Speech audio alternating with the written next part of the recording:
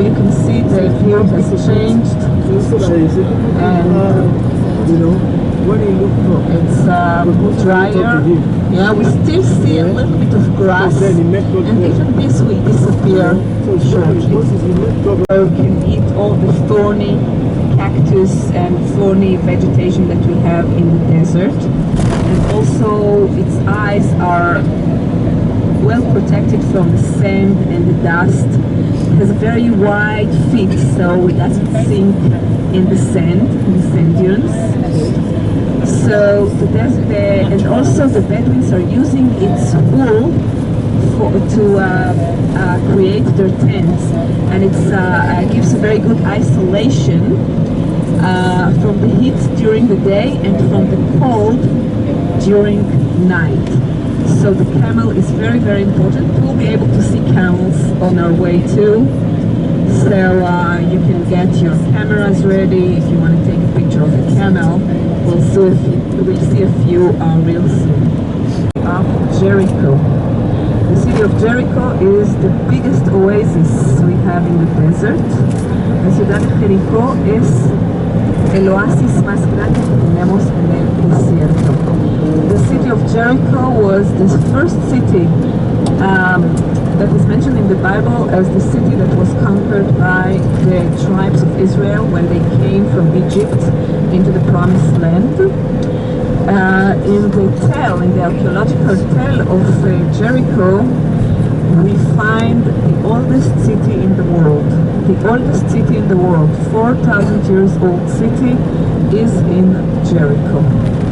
And you can see camels on both sides. It's very important scrolls, and in a few minutes I'll show you the place where they were found. A little bit ahead of us to the left you can see a few structures, abandoned structures that used to be a Jordanian military camp before 1967. Remember, 1967 this area used to be Jordanian.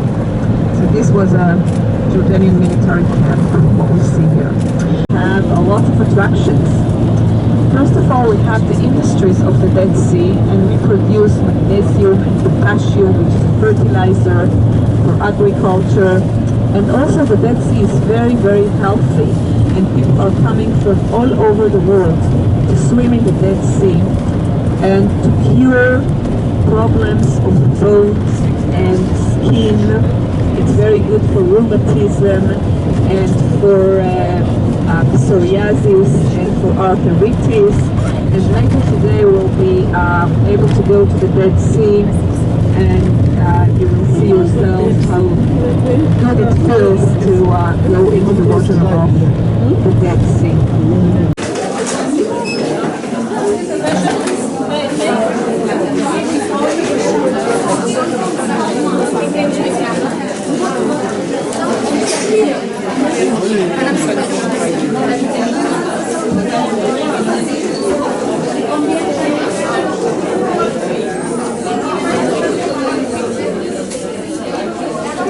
There's a beautiful waterfall and beautiful beautiful spring of fresh water. And thanks to this fresh water, we have again lots of agriculture. We can see first of all the dates. Here is the wadi. Look at the wadi on our right hand side. Big, huge wadi. So you can imagine how much water would run here in order to create this huge wadi, which is mostly dry, as we can see now. Kibbutz En Gedi is living from agriculture, so they have vegetables. We talked about vegetables, we talked about dates, but also they live from tourism. So they have lots of tourists that are coming over. There is a field school, so they're running hiking trips in the desert. So people who like to hike in the desert. The Judean desert, by the way, is a beautiful desert for hiking. And we're going to watch below the two other steps. We can also see from here that the Northern Palace is located in the higher point in Masada. You see, it's the highest point of Masada, which gets the most beautiful view, but also a very good breeze. So it's for a reason that King Herod the Great has chosen the northern part to build his private palace. Now from here we could also see the snake path. Can you see the snake path? Yeah, like if you wanted, we're going to take the cable car all the way to Masada.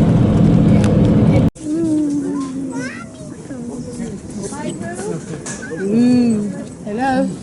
We're here. My group from here.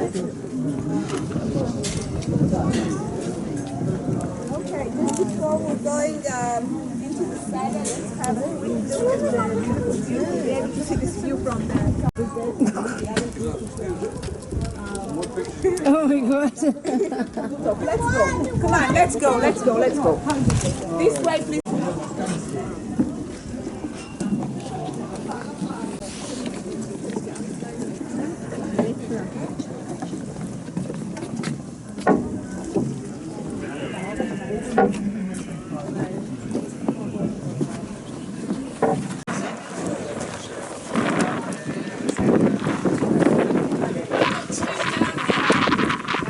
Ja. Ja. Bei einigen Leuten verstehen wir, warum wir doch eher mal. Ja.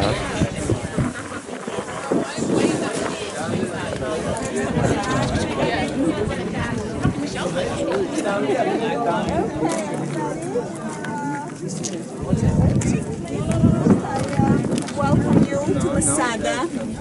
Welcome to Masada. We just entered to Masada.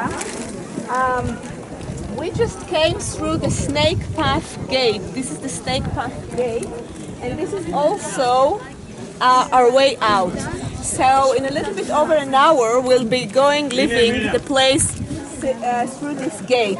So just in case you get lost, you can always come here and wait for us here. Okay, let me just, please. I don't think so.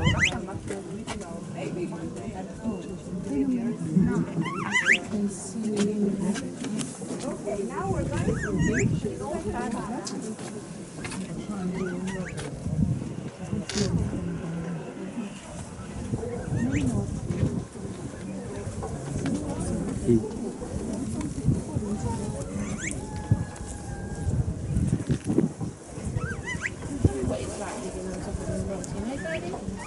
place in Masada where you can get a real good breeze. See, you can get a little bit of breeze here, even in the heat. And also you get this beautiful panoramic view from here. So it's for a reason that King Herod the Great has chosen this place to be his private palace. Then we have a little bit underneath, we have the second floor, but we'll talk about it later, so forget about it.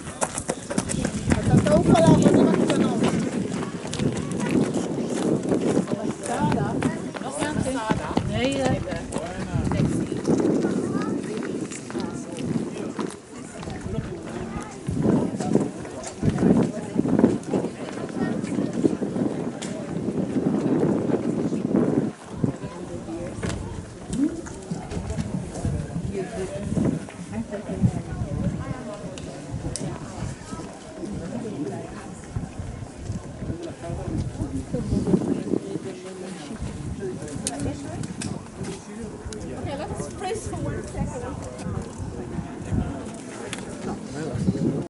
The water is running with the aqueduct to the cisterns. We can see 8 cisterns on the top and 4 more here at the bottom. All of them are as big as the cistern we saw over there.